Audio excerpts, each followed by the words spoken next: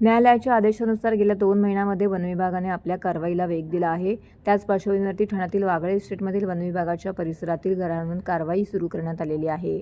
शनिवारी वनविभागाचे अधिकारी कारवाईसाठी हनुमाननगर परिसरामध्ये पोहोचले होते। कारवाईची माहिती मिळताच उपमुख्यमंत्री एकनाथ शिंदे यांच्या मार्गदर्शनाखाली माजी नगरसेवक एकनाथ भोईर यांनी घटनास्थळी पोहोचून वनविभागाच्या अधिकाऱ्यांशी चर्चा करून सदर कारवाई थांबवली। त्यानंतर सोमवारी वनविभागाचे पथक कारवाई करण्यासाठी इंदिरानगर ते कामगार नाक्यापर्यंत पोहोचले। नागरिकांची समस्या पाहून पुन्हा एकदा माजी नगरसेवक एकनाथ भोईर यांना माहिती मिळताच ते घटनास्थळी पोहोचले आणि अधिकाऱ्यांशी चर्चा केली। ते म्हणाले की आम्ही येथील लोकांच्या घरावरती आणि दुकानांवरती कोणतीही कारवाई होऊ देणार नाही, कारण हे लोक 1984 पासून येथे राहत आहेत आणि त्यांना वाचवणे हे आपलं कर्तव्य आहे। त्यांच्यासाठी आम्हाला जे काही करावे लागेल ते आम्ही करू। आम्ही न्यायालयात जाऊ, न्याय मागू। जोपर्यंत न्यायालयाकडून काही निर्णय येत नाही तोपर्यंत आम्ही कोणतीही कारवाई होऊ देणार नाही। तरीही जर कारवाई झाली तर आम्ही JCB खाली झोपायलाही तयार आहोत आणि पुन्हा एकदा वनविभागाला कारवाई करण्यापासून रोखलं। यावेळी एकनाथ भोईर यांनी पत्रकारांशी बोलताना याबाबतची अधिक माहिती दिली आहे।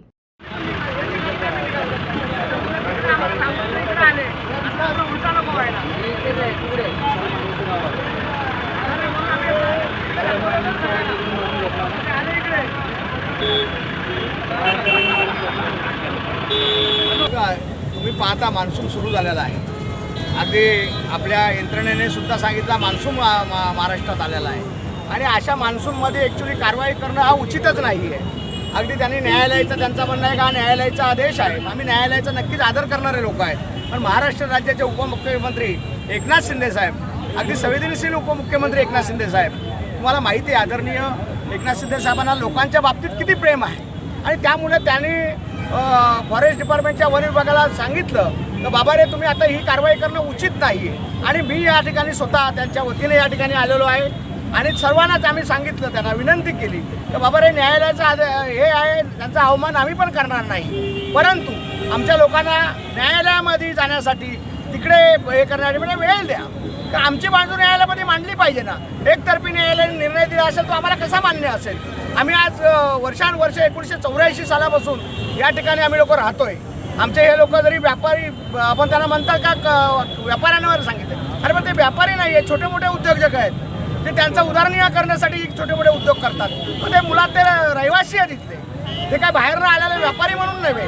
आणि त्यामुळे एकनाथ शिंदे साहेबांनी त्यांना फोन केले, वरिष्ठांना फोन केले, मी आता त्यांच्याशी बोललो आणि ते आल्या मार्गाने ते परत गेले। त्यांना सांगितलं बरं न्यायालयाचा आम्ही अवमान करत नाही, न्यायालयाचा तुम्ही मान करता आम्हीही मान करतो, परंतु आमची एक तुम्हाला विनंती आहे, रिक्वेस्ट आहे तर तुम्ही जा, आम्हालाही न्यायालयामध्ये आमची बाजू मांडण्यासाठी वेळ द्या। आणि माननीय एकनाथ शिंदे साहेबांनी न्यायालयामध्ये सुद्धा आमची बाजू मांडण्यासाठी अगदी मुंबईचा हायकोर्टचा चांगला वकील सुप्रीम कोर्टचा दिलेला आहे आणि त्यामुळे साहेबांच्या वतीने हे सगळं पुढे चाललेलं आहे आणि पुढे तुम्हाला सांगतो एकही जो याला हात लावू देणार नाही असं स्पष्टपणे एकनाथ शिंदे साहेबांनी त्यांना सांगितलं। आली होती आता इकडे इंद्रानगर, त्यांनी ज्या एरिया त्यांच्या हिट लिस्टवर आहेत, न्यायालयाने ज्या एरियाचा उल्लेख केलेला आहे त्या एरियामध्ये ते प्रयत्न करतात, पण आम्ही त्यांचा प्रयत्न सफल होऊ देणार नाही। आम्ही प्रयत्न आणून पाडू आणि वेळ पडली तर ते कारवाई करायला आले तर JCB खाली झोपण्यासाठी सुद्धा पहिले आम्ही तयार असू। पण ते पावसावेळी वन विभागाला जाग आली की त्या अधिकाऱ्यांना तुम्ही विचारलं तर बरं होईल। आता आम्हाला मान्सून सुरू झालेला आहे, त्यामुळे आम्ही एकही घराला एकही दुकानाला हात लावू देणार नाही, हे स्पष्टपणे आम्ही तुम्हाला सांगतो।